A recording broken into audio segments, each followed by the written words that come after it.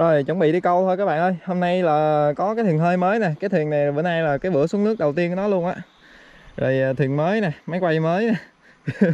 Ok, xuất phát thôi các bạn ơi.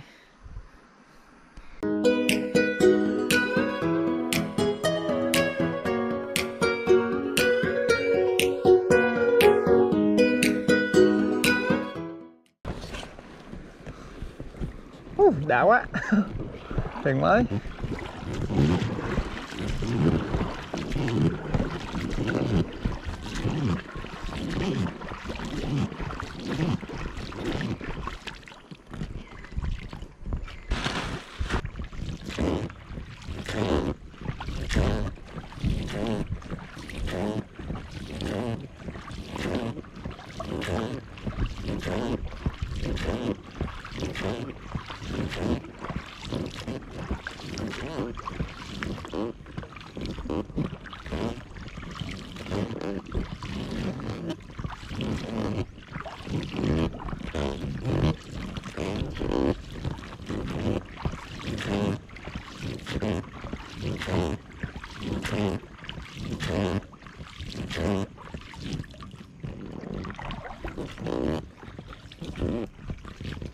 Đây đi ha. Ok.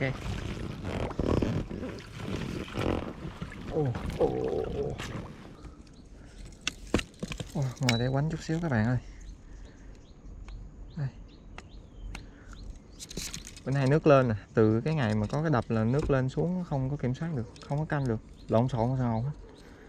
Mấy cái đập nước nó đâu có xả cố định một ngày đâu, nó xả lung tung beng hết. Có hôm thì đầu tuần nước lớn, hôm thì cuối tuần nước lớn.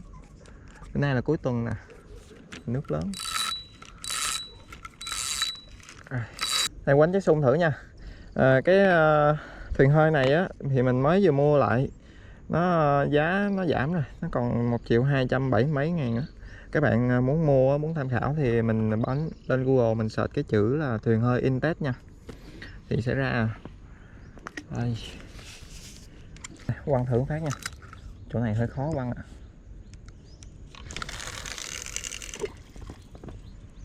Hơi sâu ạ.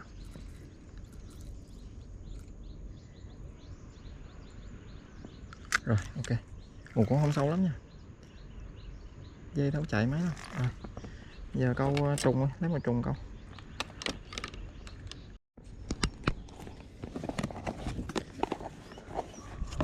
Đây. Wow, trùng ngủ nè các bạn ơi, mua về để dành sẵn ở nhà đó, đi câu vác đi cho nó lẹ.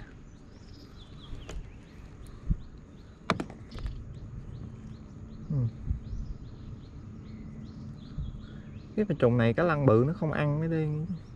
Trùng phải trùng hổ kìa, trùng hổ mới câu được cái lăng bự. Trùng này cái lăng bự nó không có thèm đâu. Mà trùng hổ thì mắc quá. Trùng hổ nó bán tới giờ chắc phải 500-600 đấy. Ok. Đâu sâu lắm đâu, cái này trong cái này càng thôi, ở ngoài giữa rồi. Ngoài giữa sâu. Cái kìa, cần kia có ăn các bạn. Rỉa.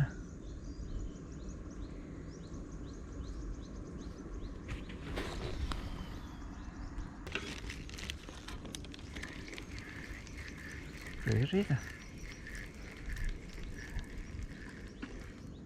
Trời. Rồi cá nóc nó ăn hết, nó ăn cắn đứt lưỡi luôn rồi. Chỗ này có cá nóc rồi các bạn ơi.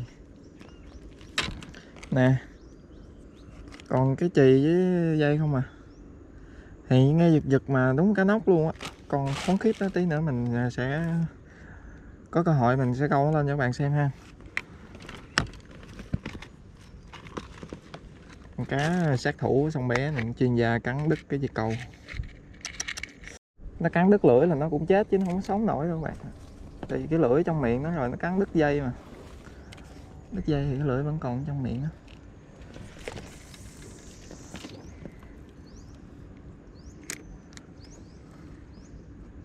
Đó. Đó đó đó. Dính này, dính này, dính. Cái gì đây? Ui, chỗ này toàn cá nhỏ rỉa các bạn. Ui, chốt. Wow, ngon. Đã chưa? Chốt vàng ống luôn nè. Đây, ngon chưa bạn? Hồi nãy giờ nó rỉa ác lắm mà không dính, mồi nhỏ xíu vậy. Đã chưa? Con này nấu ăn chua hết sảy luôn á. Em thôi lấy vỏ bỏ vô nha.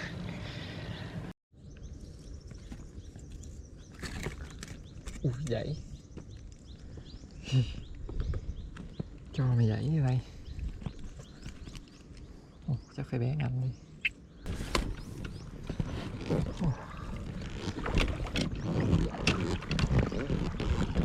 Bây giờ ra giữa sông neo câu các bạn ơi. Trong này toàn cá nhỏ không à. Nước trong này nó không sâu lắm.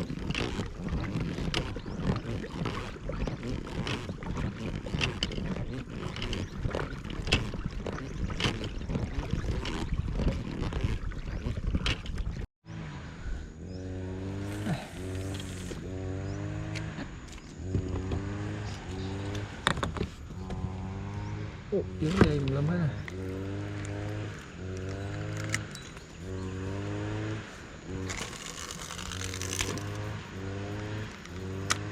Rồi.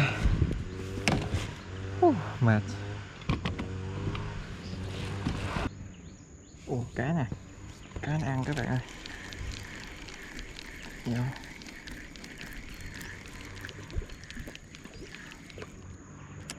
Hè nhỏ xíu.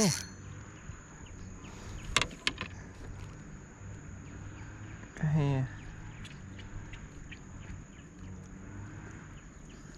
Xuống đi.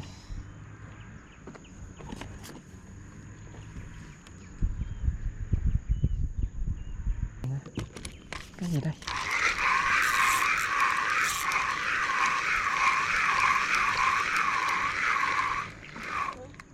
Sát.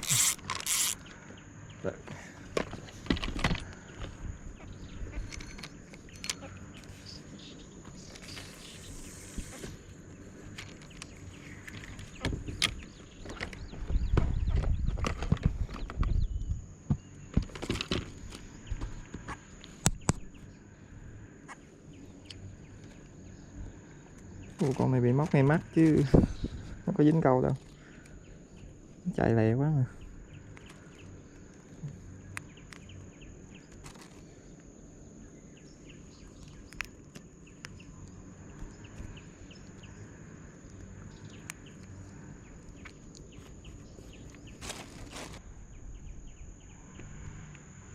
Nó ăn nữa kìa các bạn ơi.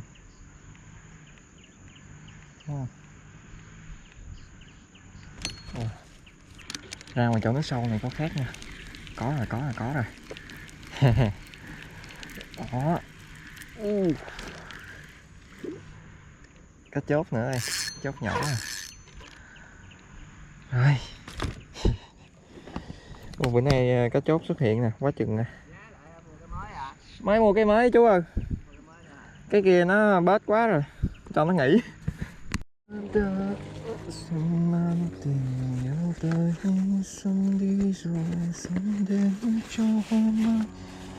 Như có cá ăn kìa. Cái chỗ này toàn cá nhỏ thôi.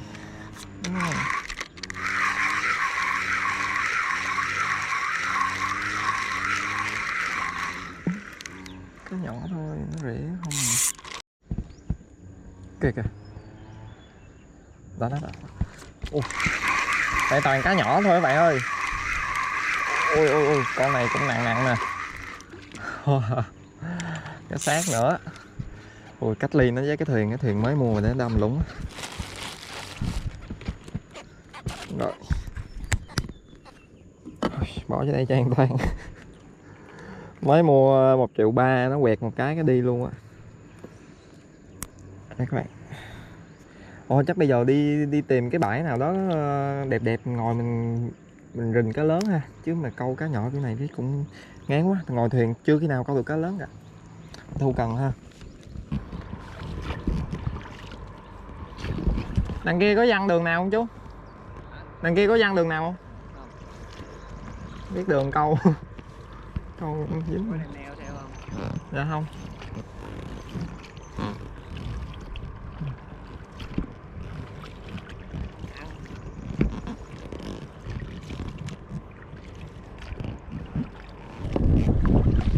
vô đây câu, vô đây đáp trong bãi này các bạn ơi. Cái chỗ đáp nè. Chỗ này ok nè.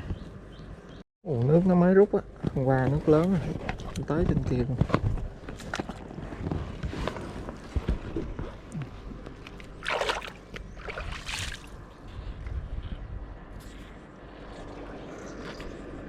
Bãi này.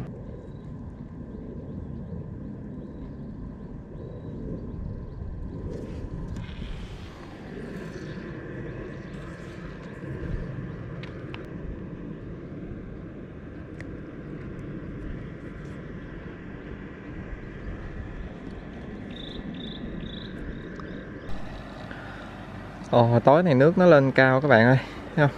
Trên này còn ướt nè. Cái bãi này rất là ngon nhưng mà tiếc một cái là có ông chú ông dân dây câu đây rồi. Giờ mình chỉ thả phía dưới này thôi, không có câu phía trên này được. Chỗ này cá nhiều đó, ăn móng quá chừng luôn. Thôi, soạn đồ câu các bạn.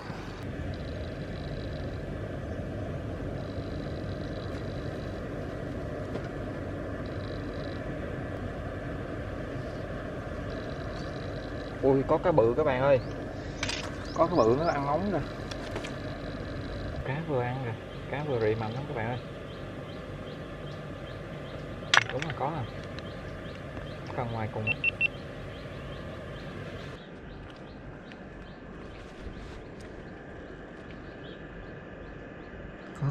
Có.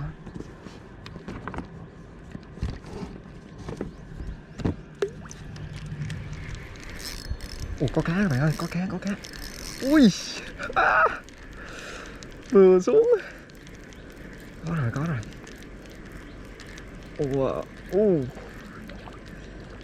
Cá rảnh. Một em ngon ơ liền. Ngon lành ha, vừa xuống cần đang chưa có ra cần hết nữa, có cá rồi. Vậy là sáng giờ câu được 5-6 con nhỏ không, được con này là đỡ nè. Cái mè rảnh nha các bạn, cá mè rảnh.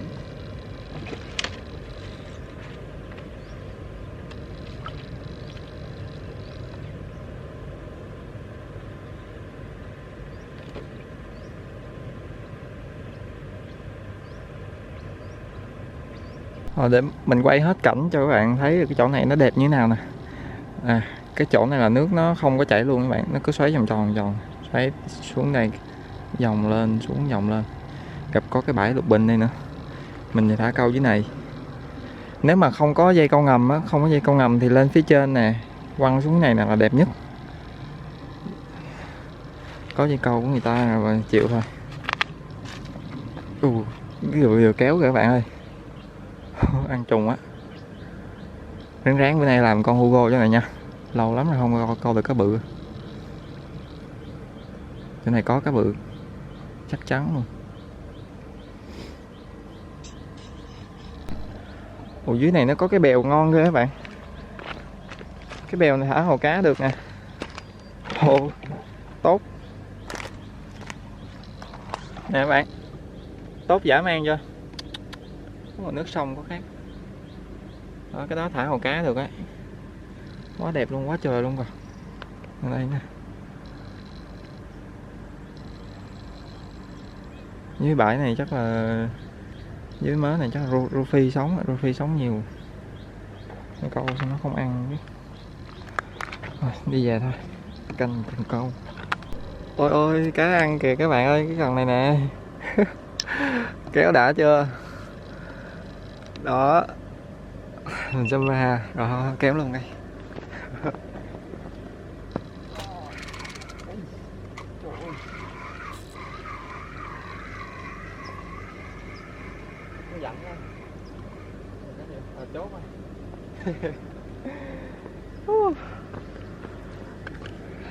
Lai rai các bạn ơi, cá ăn cũng không mạnh lắm nhưng mà có lai rai có cá là mừng rồi. Con cá chốt nữa nè, nay nước đục đục thấy cá chốt đâu dữ à. Sáng giờ làm 3 con rồi. Đây, ngon các bạn, nhìn cá này nhìn nó đẹp sao á, khó tả. Yeah. Để ngành đi.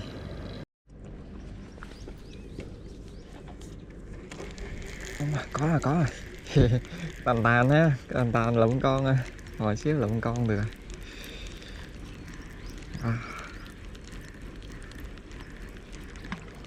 Chạch. Ôi chạch nhỏ xíu không nội ơi. Gõ nó ra thả đi nha. Chạch nhỏ xíu à. Đây nè, một con chạch lấu nha. Còn sơ sinh quá, thả về đi. Trụ chạy. Kìa, kéo nữa kìa bạn ơi. Con chọc bá luôn vườn móng với kìa. Đây, cái cần này nè. Có rồi đó. Đây cá bự, đây có cá bự mẹ. Sáng giờ không có. Vướng đá rồi. Tiêu rồi. Vướng đá rồi. Ôi, cá ăn các bạn ơi. Đó. Trời ơi, kéo đã chưa?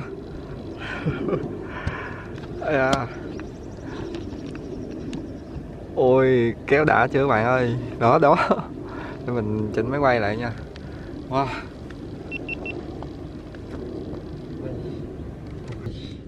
Mày hả bự. Dướng hả?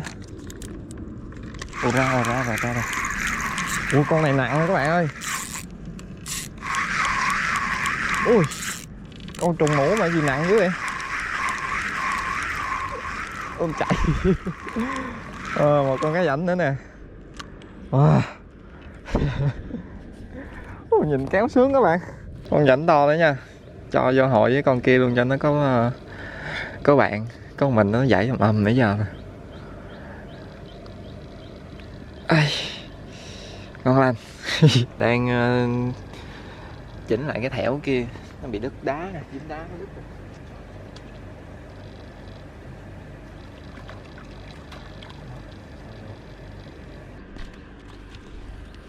Nó giật dữ. Rồi vướng đá nữa rồi. Bãi này vướng quá đi.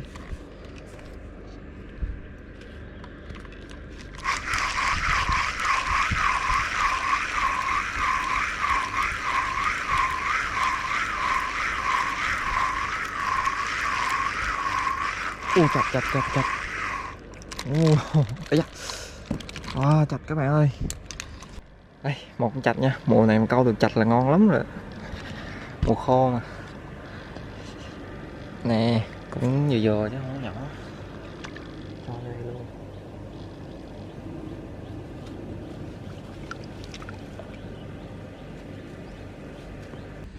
Đây có cá ăn nè. Có. Nặng quá rồi.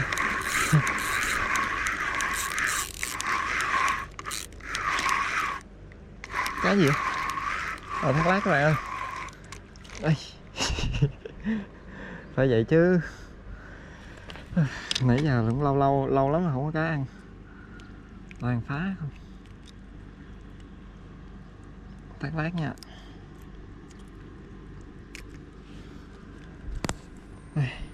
Đã chưa? Ok. Đó. Đây, cũng được đó. Tiếc cái này không có câu được cá bự. Nữa nè, có cá ăn mà các bạn. Giờ mới đúng là dính rồi nè. Ok. Nè, đó. Kéo lúc phong dưới rồi thấy không? Đó, mất rồi. Đây. Chặt. Ôi chỗ này cũng có chặt. Ngon các bạn ơi.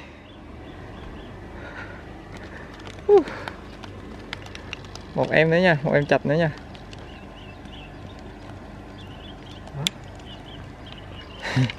Trời nó chạy. Thôi chuẩn bị về, thằng Quăng tầm ngồi nhìn mấy con chạch này thấy nhớ chạch mã đà kia luôn. Chạch mã đà nó béo múp luôn chứ không phải như vậy đâu.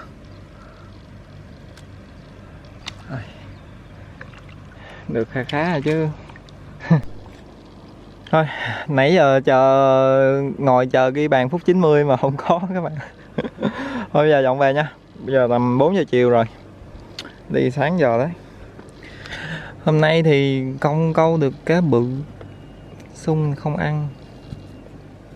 Đây mình cho các bạn coi là nãy giờ câu được cái gì nha. Đổ ra. Có mấy con nó ương mất tiêu rồi sáng giờ.